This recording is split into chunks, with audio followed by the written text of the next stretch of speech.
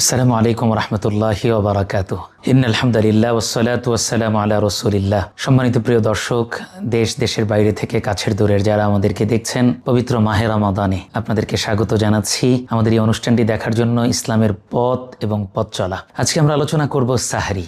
আমরা জানি রোজার অত্যন্ত গুরুত্বপূর্ণ একটি আমল হলো সাহরি করা, অর্থাৎ ভোর রাত্রে উঠে সাহরি খাওয়া। এই সম্পর্কে মুসলিম শরীফের 1095 নং হাদিসের মধ্যে আসছে, রাসূলুল্লাহ সাল্লাল্লাহু আলাইহি ওয়াসাল্লাম ইরশাদ করেছেন, তাসাহহারু ফিস সুহুরি বারাকা, তোমরা সাহরি গ্রহণ করো, সাহরির মধ্যে আল্লাহ তাআলা বরকত রেখেছেন। আমরা অনেকেই সাহরিটাকে শুধুমাত্র খাওয়া মনে করি, আসলে সাহরিটাও একটা ইবাদত এবং এটা নবীজির একটি গুরুত্বপূর্ণ সুন্নাহ। নবীজি বলেছেন, এক ঢোক পানি দিয়ে হলেও কিংবা 2টা খেজুর বা 1 গ্লাস দুধ, সাহরি পেট ভরে খেতে হবে এমনটা জরুরি না। বরং আমরা যদি স্বাভাবিকভাবে যদি কোনো খাবার গ্রহণ করি, 1 গ্লাস পানি দিয়েও যদি সাহরি কেউ করে সাহরির নিয়তে, তাহলে আল্লাহর রাসূল বলেছেন আল্লাহ তাআলা তাকে বরকত দান করবেন। সম্মানিত দর্শক, সাহরি এতটা গুরুত্বপূর্ণ যে মুসনাদে আহমদের 11,086 নম্বর হাদিসের মধ্যে আসছে, নবী করিম সাল্লাল্লাহু আলাইহি ওয়াসাল্লাম খুব গুরুত্বের সাথে উম্মতকে বলেছেন, হ্যাঁ আমার উম্মত, তোমরা সাহরিকে ছেড়ে দিও না, কারণ এটা খুব বরকতপূর্ণ জিনিস। যারা সাহরি খায় আল্লাহ তাআলা তাদের উপরে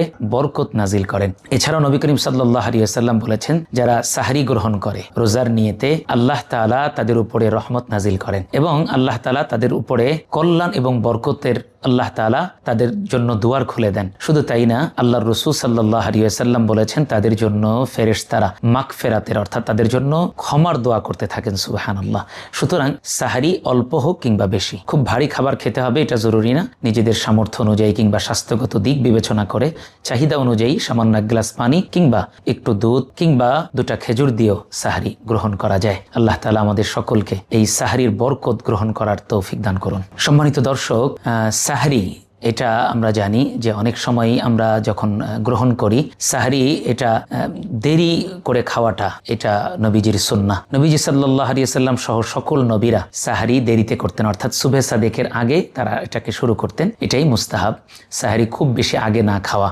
আর ইফতার এটা ঠিক সময় মতো করা, বিলম্ব না করা, এটা খেয়াল রাখা। মাজমাউজ জাওয়ায়েদের 3য় খণ্ডের 368 নম্বর পৃষ্ঠার মধ্যে এই মাসালাটি এসেছে। অর্থাৎ সাহারি এটা, অর্থাৎ সাহারির যে সময়টা আছে নির্ধারিত, আমরা জানি যে শেষ রাত্রের দিকে সুবহে সাদেকের আগে এটা খাওয়া, এটা মুস্তাহাব।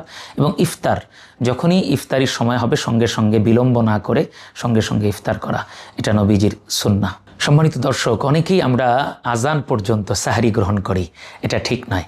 কারণ সাহরির সময় হলো সুবহে সাদেকের আগ পর্যন্ত, আর আজান দেওয়া হয় সুবহে সাদেকের পরে। এজন্যই আমরা দেখতে পাই সাহরির এবং ইফতারের যে ক্যালেন্ডার থাকে সেখানে আমরা দেখতে পাই যে সাহরির সময়ের 3 মিনিট পরে, মিনিমাম 3 মিনিট পরে আজান দেওয়া হয়। এর কারণ হলো সতর্কতামূলক, অর্থাৎ সাহরির সময়টা হলো সুবহে সাদেকের আগ পর্যন্ত আর আজান দেওয়া হয় সুবহে সাদেকের পরে। তাহলে সুবহে সাদেকের পরে কেউ খাবার গ্রহণ করলে সে তার রোজাটা হবে না। সুতরাং আমরা এই ভুলটা আমাদের মধ্যে ভাঙতে হবে, সেটা হলো আজান দেওয়ার আগেই, অর্থাৎ সাহরির যখন শেষ সময় যেটা বলা হয়, আমরা যেটা দেখতে পাই ক্যালেন্ডারে কিংবা মসজিদের মাইকে বলা হয়, ঠিক সেই সময় বন্ধ করে দিতে হবে। আজান পর্যন্ত সাহরি খাওয়া যাবে না। কেউ যদি সুবহে সাদেকের পরে যদি খাবার গ্রহণ করে, সাহরি গ্রহণ করে, তাহলে তার রোজা হবে না, রোজা ভেঙে যাবে। এই বিষয়গুলো খেয়াল রেখে আমরা সাহরি গ্রহণ করব এবং রমজান মাসে রোজা রাখবো।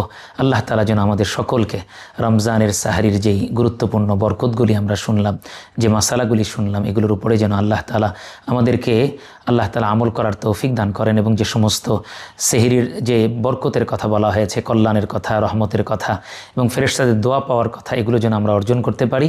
এজন্য অবশ্যই সাহরি গুরুত্বের সাথে আমরা গ্রহণ করব।